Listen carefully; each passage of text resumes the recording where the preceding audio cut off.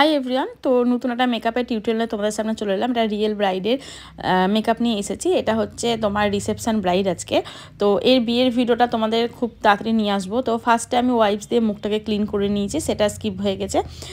তো তারপর আমি দিয়েছি ময়েশ্চারাইজারটা তোমরা কিন্তু বেশ অনেকটা কোয়ান্টিটি হিসাবে নিও, কারণ হচ্ছে এই ওয়েদারটা ভীষণই খারাপ। তারপর আমি এখানে প্রাইমার দিচ্ছি, প্রাইমারটাকেও তোমরা কিন্তু খুব ভালোভাবে দেবে। হ্যাঁ, কিছু ক্লিপগুলো কিন্তু মিস হয়ে গেছে, কারণ হচ্ছে বুঝতে পারছো ওখানে গিয়ে আমাদের ভিডিও করাটা একটু খুব টাফ হয়ে যায়, সবসময় পসিবল হয়ে ওঠে না। তো আমি মুখেই বলে দিচ্ছি। তো তারপর দেবে প্রাইমারটাকে খুব ভালো করে স্কিনের সাথে কিন্তু অ্যাবজর্ব করে নেবে, মাঝখানে কিন্তু একটু করে ওয়েট করে থাকবে। আর টোনারটা কিন্তু তোমরা চাইলেও দিতে পারো, না চাইলেও দিতে পারো। আমি কিন্তু আজকে টোনার ইউজ করিনি। ফাউন্ডেশনটাকে ভালো করে কিন্তু ব্লেন্ড করার পর আমি এখানে দিয়ে দিয়েছি লুজ পাউডার। আর হ্যাঁ, আরেকটা কথা বলে দিই, অনেকে তোমরা ভাবো হয়তো কালার কারেকশন কিন্তু আমি রিয়েল ব্রাইডের ক্ষেত্রে খুব কমই করি, কারণ রিয়েল ব্রাইডরা সবসময় ন্যাচারাল মেকআপ চায়। এখানে কিন্তু আমরা যে কালার কারেকশন করি তাহলে কিন্তু তারপর আপনার ফাউন্ডেশন দিতে হবে, তার জন্য কিন্তু মেকআপটা কিন্তু অনেকটা ওভার লাগতে পারে।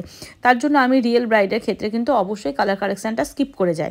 তো যারা চায় অবভিয়াসলি তাদেরকে দিই। তারপর এখানে করছি আমি ব্রনজার। কন্ট্রোল কিন্তু রিয়েল ব্রাইডের ক্ষেত্রে খুব কম করি, যদি না তারা না চায়। তো এখানে আমি ব্রনজার করে নিচ্ছি। ব্রনজার করার পরে আমি দিয়েছি ব্লাসারটা খুব ভালো করে ব্লেন্ড করতে হবে। এবার যারা তোমরা মেকআপ আর্টিস্ট আছো তারা অনেকেই জানো যে গালটা যারা মোটা দেখানোর হয় তাদেরকে একটু সামনে থেকে দিতে হয়, বা মোটা গালটাকে একটু সরু করার হলে একটু পেছন দিক থেকে দিতে হয়। তো যাই হোক, সবাই যে আর যেটুকু ব্লাসারের মধ্যে মানে ব্রাশের মধ্যে লেগেছিলো সেটুকু আমি নাকের আর থুতনিতে দিয়ে দিয়েছি। এক্সট্রাভাবে নিই না, কারণ হচ্ছে এক্সট্রাভাবে নিলে পরে হেভিটা বসে যাবে নাকে আর থুতনিতে, তখন কিন্তু অবভিয়াসলি ভালো লাগবে না। যেটা আমার গালে লাগানোর পর যেটা এক্সট্রা থাকে সেটা কিন্তু আমি দিই। তারপর এখানে দিচ্ছে হাইলাইটারটা আমি হোজোরি ইউজ করেছি, আমার খুব ভীষণ ভালো লাগে। কাদের ভালো লাগে তারা কিন্তু অবশ্যই কমেন্ট করো। আই মেকআপটা দেখতে পাচ্ছ, আই মেকআপটা আমি কিন্তু অরেঞ্জ আর ব্রাউন কালারের সেট দিয়েছি। ও যেহেতু রেড কালারের শাড়ি পরেছিল ওর জন্য ব্রাউন আর অরেঞ্জ কালারের সেট দিয়ে করেছি। তার উপর হালকা করে সিমারি দিয়ে নিয়েছি। আমি খুব স্যাটেল লুক, ওর কিন্তু খুব স্যাটেল লুক রাখতে চেয়েছি ওর জন্যে। আর তারপর পরে নিচ্ছি লাইনার পরানোর পর আইব্রো ড্র করি, সেই ব্রাশ দিয়ে কিন্তু আমি স্মাচ করে নিচ্ছি। তোমরা চাইলেও করতে পারো, না চাইলেও করতে পারো। তারপর আমি পরে নিচ্ছি লিপস্টিকটা পরানোর পর আমি এখানে লিপস্টিকের উপর পাউডার দিয়ে নিয়েছিলাম, কারণ হচ্ছে আমি কলকা করব, হেয়ার স্টাইল করব, তখন যদি কোনো হেয়ার যদি লিপের উপর চলে যায় তখন কিন্তু ভালো লাগবে না। আর কলকাটা আমাকে বলেছিল যে ছোট্টর উপর করতে, তো আমি ছোট্টর উপরে করেছি। আর ও করতেও চাইনি, ও বলেছে দিদি তোমার যেটা ভালো লাগবে সেটাই করো। আমি বলেছিলাম দেখো বাঙালি কলকা এটা একটা ভীষণ আর্ট, কারণ হচ্ছে তুমি পরে এই লুকটা সাজতে পারবে কিন্তু কলকাটা কিন্তু করতে পারবে না। তাই আমার মনে হয় প্রত্যেকটা ব্রাইডকে কলকা করাটা প্রয়োজন। আর এখানে কিন্তু আমি আমার নিজে সিগনেচার করার লুকটা ক্রিয়েট করে ফেলেছি রিয়েল ব্রাইডের ক্ষেত্রে। আমি সবসময় তোমরা ফলো করো যে আমার শ্যুটে আমি কিন্তু দুটো টিপ পরাই, সেটা আমার ভীষণ ভাল লাগে, আমি নিজেও পরি, বাট আমি শ্যুটেও পরাই, রিয়েল ব্রাইডকেও পরেছি। তো ব্রাইডকে তো অবভিয়াসলি খুব মিষ্টি লাগছে। তারপর সিঁদুরটা পরে দিয়েছি। হেয়ারটা ওর দিদি বলেছিল সাইড পার্টিং করতে, বাট আমার মনে হলো ওকে নিজেকেও দেখালাম যে ওকে সাইডে করে অতটা ভালো লাগছে না, যতটা মধ্যে স্মৃতি করে ভালো লাগছে। এটা হচ্ছে ওর ফাইনাল লুক।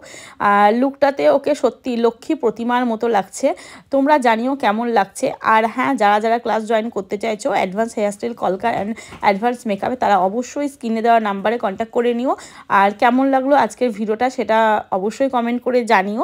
আর আজকে লক্ষ্মী প্রতিমার মতো ব্রাইড তো কোনো কথা বলতে একদমই রাজি নয়, ও খুব শান্ত আর খুব মিষ্টি মেয়ে। ক্যামেরার পেছনে অনেক বকবক করে, বাট ক্যামেরার সামনে এসে ও কিন্তু ভীষণ লজ্জা পায়।